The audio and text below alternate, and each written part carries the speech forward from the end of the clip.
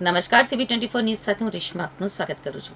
ભારતમાં ગઈકાલે શિવાલિક જહાજ ગેસનો જથ્થો લઈને ગુજરાતના મુન્દ્રા બંદરે આવી પહોંચ્યું હતું. તદુપરાંત અન્ય એક નંદદેવી જહાજ પણ સ્ટ્રેટ ઓફ હોર્મુઝમાંથી સુરક્ષિત પસાર થયું અને આજે જામનગરના વાડીનાર બંદરે પહોંચી ગયું છે. ગલ્ફ દેશોમાં યુદ્ધની સ્થિતિ વચ્ચે ભારતમાં ગેસ અને ક્રૂડ ઓઇલ સહિતના પુરવઠાની ભારે તંગી સર્જાઈ છે. વિદેશમાંથી જથ્થો લઈને આવી રહેલા જહાજોને હોર્મુઝ સ્ટ્રેટથી નીકળવામાં મુશ્કેલી સર્જાઈ છે, ત્યારે ભારતમાં ગઈકાલે શિવાલિક જહાજ ગેસનો જથ્થો લઈને ગુજરાતના મુન્દ્રા બંદરે આવી પહોંચ્યું હતું.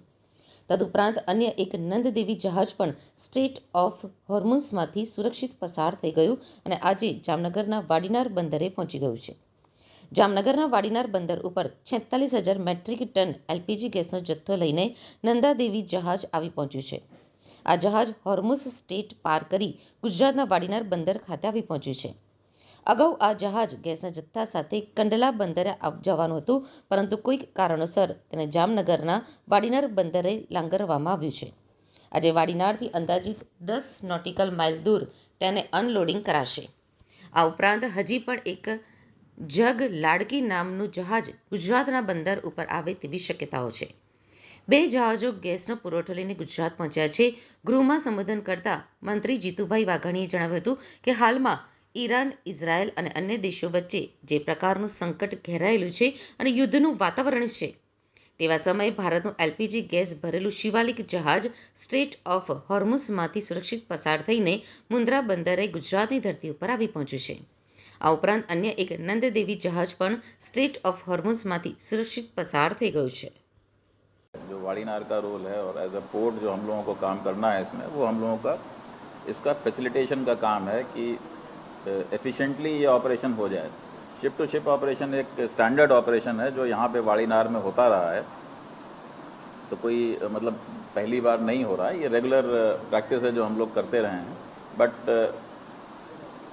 अभी जो मंत्रालय से जो हम लोगों को डायरेक्टिव है वो ये है कि LPG के जो वेसल्स आएंगे उनको प्रायोरिटी पे लेना है और उसको इंश्योर करना है कि जितनी जल्दी से जल्दी उसका ट्रांसफ़र डिस्चार्ज हो सके.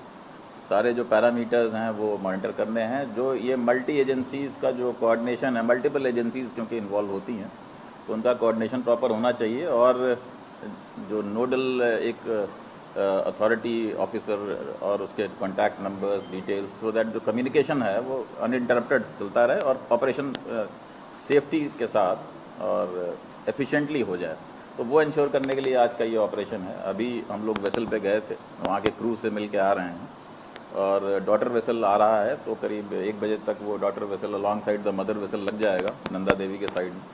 उसके बाद ये ship to ship operation transfer का शुरू होगा.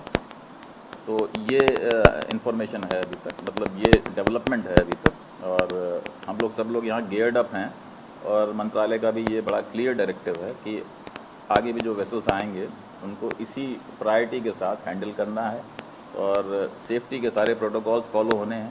तो कोई शॉर्टकट नहीं अपनाना है, बट जो फॉलो होने हैं तो कोई शॉर्टकट नहीं अपनाना है, बट जो प्रोसीजरल स्लैक्स अगर कहीं हैं तो उसको एलिमिनेट करके जल्दी से जल्दी उसको डिस्चार्ज कराना है. धन्यवाद. इसमें 46,500 मेट्रिक टन LPG लाया गया है और ये BW बर्च नाम का वेसल है, उसमें ये ट्रांसफ़र होगा. वो वेसल जो है एनोर में कुछ पार्ट डिस्चार्ज करेगा, पार्ट डिस्चार्ज हल्दिया में करेगा. तो ये दोनों ports on the eastern coast of the country हैं, तो इधर से लेकर के उधर जाएगा.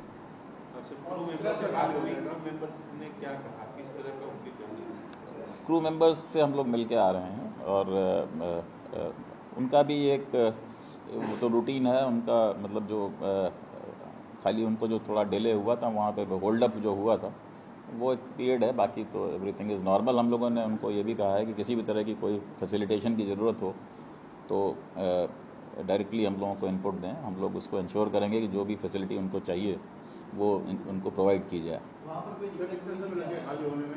जी देखिए, करीब ये 1000 टन पर घंटे के रेट से करीब करीब ट्रांसफ़र होता है. तो जो पंपिंग रेट है वो around 800 to 1000 tons per hour है, तो 2 दिन के आसपास लगेगा. वो हम लोग लाइव बेसिस पे मॉनिटर कर रहे हैं. जैसे जैसे इनपुट आएगा वैसे वैसे हम लोग उसके लिए तैयारी पूरी है. तो जैसे वेसल्स आएंगे उसको हम लोग हैंडल करेंगे। फिलहाल कंडला पोर्ट में क्या स्थिति है? 20 दिन करीब करीब हो गए यूज के, तो वहाँ का जो पूरा कार्गो का बिजनेस है वो इनको क्या कुछ असर पहुँचा है? नहीं, कांडला पोर्ट का तो हम आपको बताएं तो कांडला पोर्ट में करीब 8% ग्रोथ है as compared to last year. आपको ये जो आप 150 का मार्क देख रहे हैं, ये पिछले साल 31 मार्च को किया था। इस साल हम लोगों ने पहले ही इसको क्रॉस कर लिया है और करीब 160 मिलियन मेट्रिक टन तक अब लोग इस साल जाएंगे। तो हम लोगों के ऊपर ऐसा इम्पैक्ट नहीं। ये ज़रूर है कि जो वॉयज रिकैलिब्रेट हो रहे हैं, जिनको आगे जाना था वो नहीं जा पा रहे हैं, तो उसकी वजह से कांडला पोर्ट को थोड़ा फ़ायदा ये हो रहा है, कुछ वॉल्यूम और मिल रहा है। तो हम लोगों के लिए तो ऐसा कोई एडवर्स इम्पैक्ट नहीं। सर ईस्टर्न पार्ट के काम में जी, स्टॉक कहाँ पे जा रहा है? ईस्टर्न पार्ट हल्दिया और एनोर। नहीं, ये एलपीजी की बात कर रहे हैं। हाँ, एनोर और हल्दिया। एनोर है तमिलनाडु में और हल्दिया है वेस्ट बंगाल। ठीक जी, 24,000 टन कितना? नहीं 46,500 है, उसको पार्ट उन्होंने डिस्ट्रीब्यूशन दिया हुआ है, वो जो उनका इंडियन ऑयल को जो डिस्ट्रीब्यूट